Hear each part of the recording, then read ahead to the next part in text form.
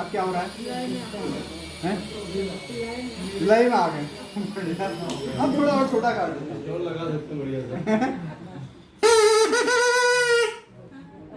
अभी क्या हो गया?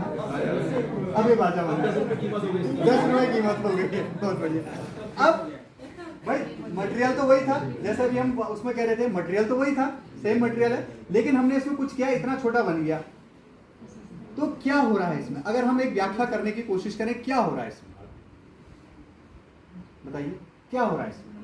जो भी आपको लगता है, यहाँ वाले के लिए ऐसा दिख रहा है, यहाँ वाले के लिए ऐसा दिख रहा है।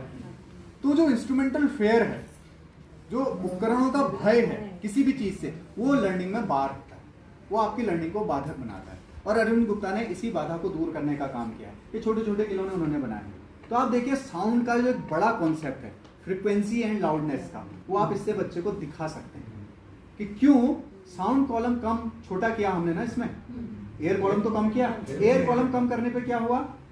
पिच तेज, जो आगे ना चीखी होने लगी, पिच तेज हो गई, लाउडनेस कम हो गई। पिच तेज हो रही मतलब अब हम लोग जब बच्चों को बताते हैं पिच एंड फ्रीक्वेंसी के बारे में, तो ज्यादातर क्या होता है, मैंने तो ऐसे ही पढ़ा, पता नहीं आप लोगों ने और बेहतर पढ़ा होगा, तो हमारे टीचर ये ऐसा बना देते थे और कुछ ऐसा ऐसा बना देते थे। अब ये इतना उलझाव भरा होता था कि अरे ऐसा कहाँ होता होगा इस टाइम, मतलब ये आउट ऑफ होता था। अब ठीक है, टीचर कह रहा तो ठीक ही कह रहा होगा भाई, हम भी लिख लेते थे।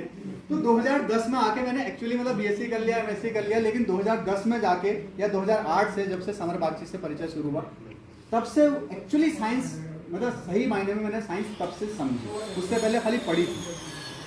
सही मायने में तभी सीखी कि ये छोटा सा स्ट्रॉ आपके पिच एंड लाउडनेस का कितना बड़ा कॉन्सेप्ट आपको बच्चों को सिखा सकता है। इसी तरह से